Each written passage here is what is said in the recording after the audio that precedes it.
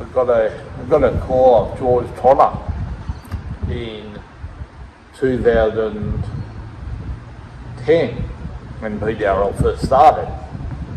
And he said to me, how are you going? I said, he asked me what I've been doing. How did he know you? Because when I used to go to the Academy of Sport in Narrabee, our athletics camps were the same as, because he was CP soccer. Oh, So our camps were on the same So you both trained there? So we both trained there, and we got talking and we ended up being mates. And then when I think in 2011, we started playing exhibition games. And actually, Reggie, you were around that time. Yep. And playing for these towns, the Outlaws. The Outlaws, yeah. And I was in the Stingrays, but the Stingrays now the City Roosters, and the Outlaws have become the South Sydney Rabbitohs. That was January 2011 game 2. Yeah, that was it. And I remember someone threw me the ball and I ran, and every time I played the ball a second later you'd tackle me. That's it. And I thought, what?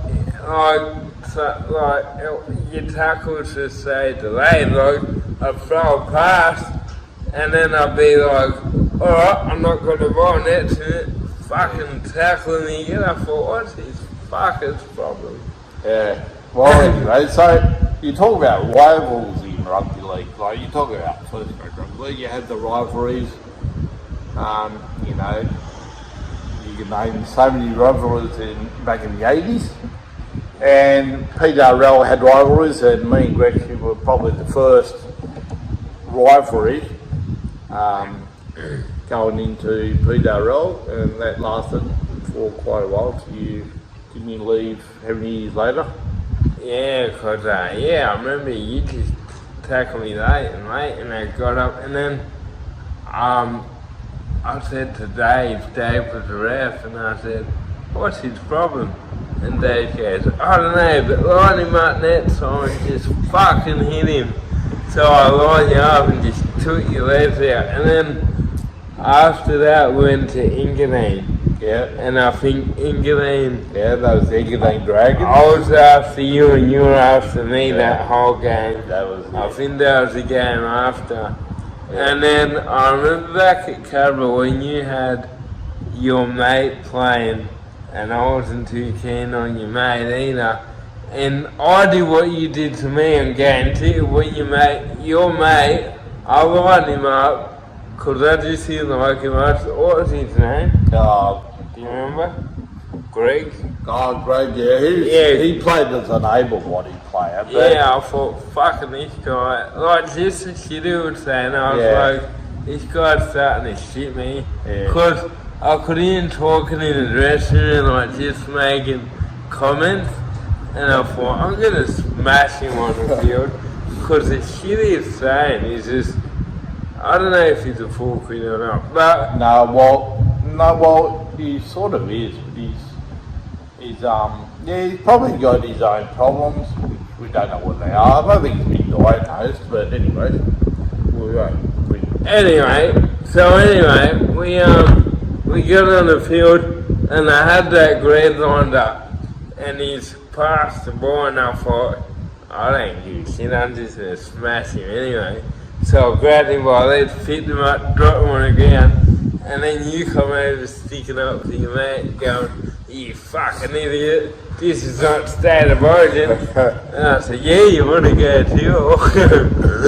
But that game, that was the Outlaws versus the Stingrays, and Merrick was on that team as well. Yeah, that's right. Merrick was, he played with the, well, apparently me and Merrick were co-captains, but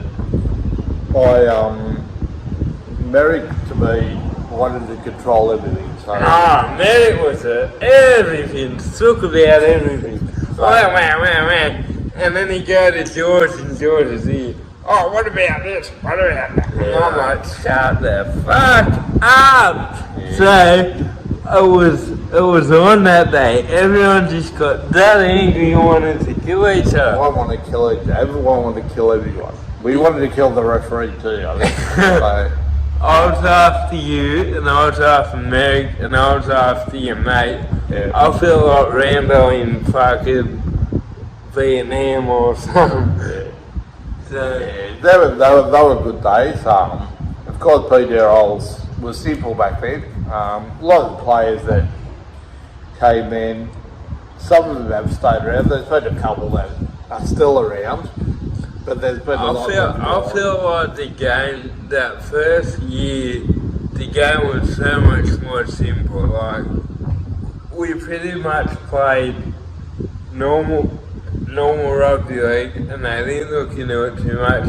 And I think they were the funnest games. Yeah. And then a couple of years later, they started going, oh, well, how can we make the game better for the players? And started trying to do all these rules that would make it easier. And I think it just made the game more frustrating. Back when we first started PDRL, there used to be a rule of international rules, which there was only 2 red shorts. Red shorts are only touch rules for people who don't know.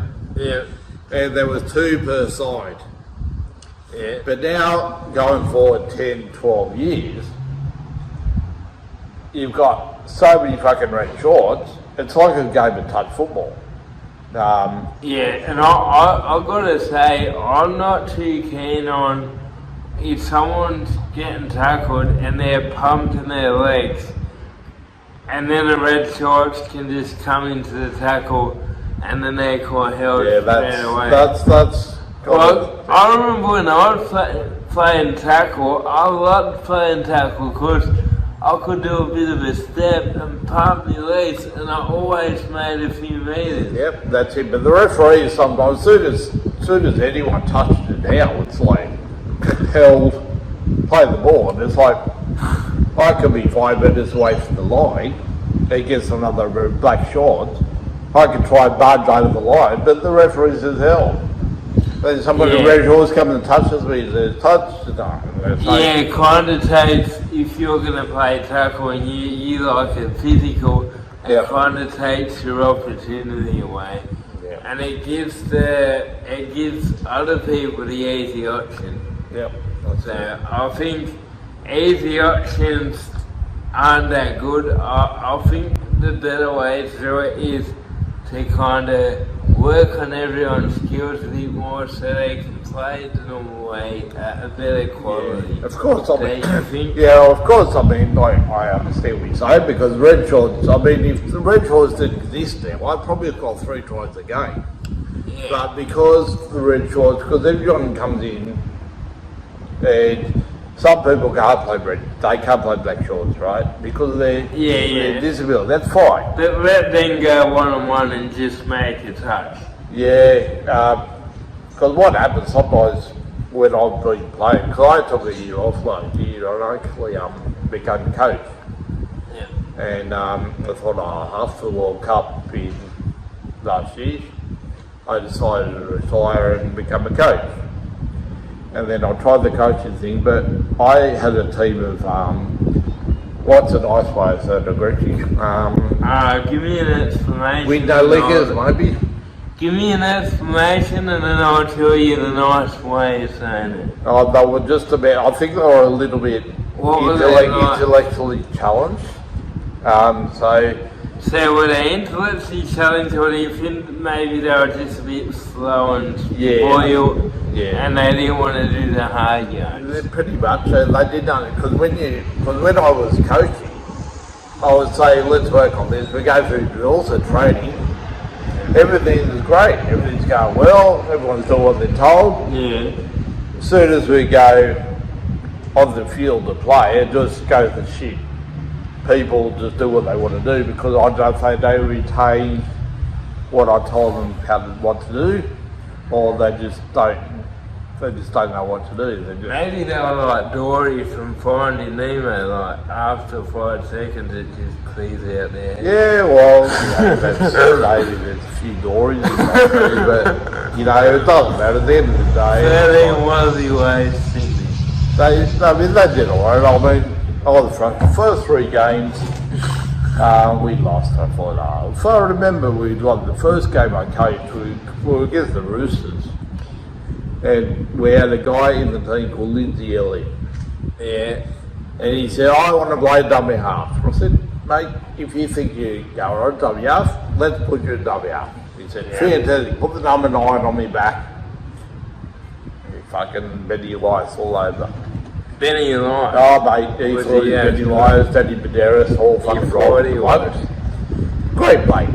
You know, he's oh yeah, we reckon they're all good blokes, but where's this honesty? But, so what happened? But we had the ABs. Michael White was the AB for the Tigers. Because I was coaching for Tigers. Yeah. And there was overlaps on the edges. Yeah. But Lindsay thought he'd run for dummy half all the time. And he never passed he never passed the ball. Let's say that he wanted to play hooker just to hold the ball. Pretty much. But he wasn't playing it to count numbers, set up people. No. Alright. All he had to do was go from dummy half, get the ball, pass it out to the AB, and the AB will try and put people in the gaps. Well, I reckon that it would be a good opportunity. Like, I'd like to be a coach and get someone as hooker because I feel like the AB bodies, they pretty much take the hooker and halfback, and that could make the actual players with disabilities, which this is what the whole league's for, the players with disabilities. It makes them just a ball runner, and I would like to see skills built for players with disabilities that want to be hookers and halfbacks. Yeah, well, that's what it was, because what the problem is, which I've had talks with some of the coaches, I've talked with some of the members. What's happening, there used to be 2 ABs, as you probably remember when you first played. Yeah. Now there's 1 AB. Because what happens, I always have the argument, when you've got an AB, some ABs take over, right? Now, an AB is there to facilitate and put us in the gaps. It's our game. And what happens, when the ABs do a lot of defensive work, the people with disabilities, they tend to be lazy. Because the AB does all the defence. Because I can tell you, out of all the players in PWRL that I've played in over the years, I can name less than 4 that can fucking tackle.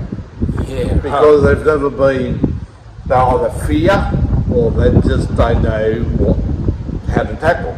They can run the ball, they can swerve, they can do whatever. But defence wins games. Yeah, that's something a lot of players. I feel like maybe a lot of players have been brought up different than you and me. They haven't got as much independent experience. Maybe they'll be spoiled and a bit that, and they kind of don't want to train hard because everyone's told them that they're good enough the way they are. Okay, just my belief is that when it comes to anything you do in life, if you stay in your comfort zone, because everyone's got their own comfort zone, you're not going to improve or you're not going to get better at whatever you want to achieve. So that's something. So step out of your comfort zone. There's no such thing as failure. Failure is no such thing. You either win or you learn. Yeah, and I want to tell you something about this comfort zone stuff. Fucking toot, you fucker. Alright, so, with the comfort zone, what I've learned, if you're scared of doing something or nervous, now, people now, anxiety this, anxiety that, and it's good that we're realising what anxiety is. I feel like anxiety is thrown around too much. So now, if you're shy, people tell you you've got social anxiety, right? Yep. So when you've got that label, if I say, oh, I'm real shy, and then someone says, yeah, you got social anxiety, then I'll think, oh, well, I've got social anxiety, I've got a problem And that's one shot. So then I'm just gonna rest with that name. And it's gonna hold me in that little fucking hole, right? And what happens when you don't face your fears? So social anxiety, if you're shy, the only way that you're gonna get over that shyness is to start busting through that little shell that you're stuck in and start talking to people. Even if you walk past people and smile at first, and then you go from there to say, hi, how you going? Just say, hi to everyone you walk past. And then you go from there and there and there. Now, when you can face your fears, they're going to get easier and easier and easier. It's like practicing sport. It's like practicing anything. Practice makes perfect, right? But the more that, say you've got social anxiety, the more that you stay in your little hole and think about your little label, I've got social anxiety for me, the scarier you're going to make up in your head a lot of lies and a lot of bullshit, and it's going to be like a snowball effect, and you're going to make up bigger and bigger, scarier reasons not to talk to people. Whereas if you practice slowly, start saying hi, start smiling, then start saying how you're going, then start having conversations. I don't care who you are. I don't care if you're a fucking hermit crab stuck in your shell. If you keep popping your fucking head out that shell, it's gonna get easier and easier and you're gonna get less scared. Well done, Dori. I'll tell you what, you're a pretty fucking smart man. You've got a beautiful smile. So, always good to see you smiling. Yes. But I think what it is, if there is a series made to this, when you have a disability, which I don't like the word disability, because if you disable something, you turn it off. Like you disable your car, you turn your car off. I feel like the whole fucking disabled word is just a wank. Like, I know people, I won't mention. You can mention this. Are they going to see this? Yeah, probably, but fuck them. I know people that like, they got a disability. What's their initials? It's like a stripe, but I know people. What's their initials, Richie? Just think it's stripe. So I know people that can walk and are mobile. What are you talking about? And they can do physical shit. But they walk around going, I can't do that, I'm disabled. And every car spot, like, they'll play like a fucking, they can run around for 40 fucking minutes straight, but when they're looking for a car spot, they want to go straight to the fucking disabled parking. It's like, fucker, you can play a 40-minute game of football with non-stop running. Save the disabled spot for some old bastard like 90 years old that can hardly fucking walk and he's gonna have a heart attack. So we're talking about the guy who I used to go to training camps with back in the day, or without saying any names. No, without that. But what I'm saying is, people like, I've had people where I said, do you know where the toilet is? And like, they take you straight into the disabled toilet. Like, if I can walk around everywhere, if you see me walk around talk, I'm sure I can piss standing up. You know what I mean? That's it. And if you can't, you sit down. No one's gonna know, are they? No. But yeah, the whole disabled word, it just doesn't make sense. No, disabled. Like, alright, okay, here's an example. Yeah, Now, give me one. you go to the toilet. You've got a disability. Like, apparently we have a disability. And the bun goes off. Do you fit the red wire or Now. the black wire? Okay. Someone says, I need to go, where's the toilet? Yeah. They'll say, the disabled toilet is over there. Yeah. Guess what? Disabled means doesn't work. So that toilet don't fucking work because it's disabled. Yeah, So it's you not, can't use that toilet. yeah, that toilet's not gonna flush because it's fucking disabled. It doesn't work. The door shouldn't even open. So there you go. So it's people put you in categories. That's why And I've been to places where you eat your dinner and they're asking you 100 questions. Are you right with this? Are you right with that? Like, what? Like, you're not helping me. Like, wait, I'll ask you for help because if you ask me for help, what am I? Just a fucking like a vegetable. You know what I mean? Yeah, I think if sometimes when people ask someone with a physically challenged, we won't call it disabled, we call it physically challenged or mentally challenged or whatever challenge. So you've got you're challenged in some way, whether it is physical, whether it is mental. So for this podcast, we'll call it the big challenge. We'll call it the challenge, the physical challenge or the mental challenge challenge. is You're challenged. And because disabled, it's like when you call someone, when you tell someone they can't do something, they start believing it. Yeah, that's right. That's the problem with society these days.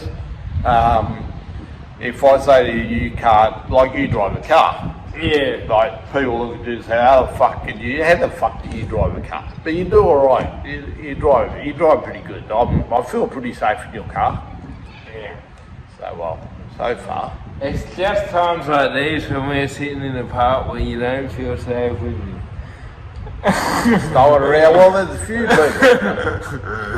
I mean, we are sitting. No, we can sit close. But we are. That's alright. I think, I just feel like people look at the problem more than the solution. More like, people look at what you can't do more than what you can do. Like, say I drive and someone the first thing I say is, hey, you got anything connected to your car that helps you drive easier? Yep. You know, like fucking, no, because I'm fucking capable of driving. Yep. You know what I mean? Like, fuck, where am I going with that? I was going with something. Oh, look, I mean, like I said to you before, like, George, who we all know George, he actually has on his steering wheel is like a knob. He's got his own knob, but he's got a knob on his steering wheel. He uses the turns, so it's easy to do. Yeah. Which you don't have it, but No, he has got one button hand. yeah. Which, So you can only use one hand, okay? And you use one hand for other things too, apparently. Captain Cook, yeah. Yeah, so there you go. One hand bandit. That's it. Alright, so There you go. So, on you, George, we all love you. So, if you ever see this podcast, I hope you. it'll be good to write in the book, because how many these one? Hey, yeah. Alright. Yeah, so, how much more have we got? Like, we can talk about this first. We can talk about until the sun goes down, but. So there we go, that was old Jeff Clark. Now here's a few extras, a few outtakes from the podcast. Pretty funny shit, hope you enjoy it. That's an honest kid. Fuck yeah. Dude, I'll tell you what. I was fucking nodded off for a minute. I heard you talking, I thought, fuck It's hell. all relevant, isn't it? Is this, Where I was going. are you gonna sort of, go through this video and you're going to edit some of the bullshit you'll be saying. Yeah, I'm gonna. Is that how we're going to do it? Yeah, I'm gonna edit a fair bit there. Oh. Yeah. So, yeah. Fuck, after all that, I'm lost words. I don't know what to say anymore. But I think things will never get hard when you've got that knob. So, as soon as you've got that knob, things won't be hard anymore. So, you work on the knob, things won't be hard. Fuck, I got it. Oh, fucking got it. Hey, Zach, can I ask something before you go on? Is this podcast about me or about fucking you? Because at the moment it seems like it's about you, and the world revolves around you, so get to the fucking point. So let's go. Time. Breathe. Let's breathe.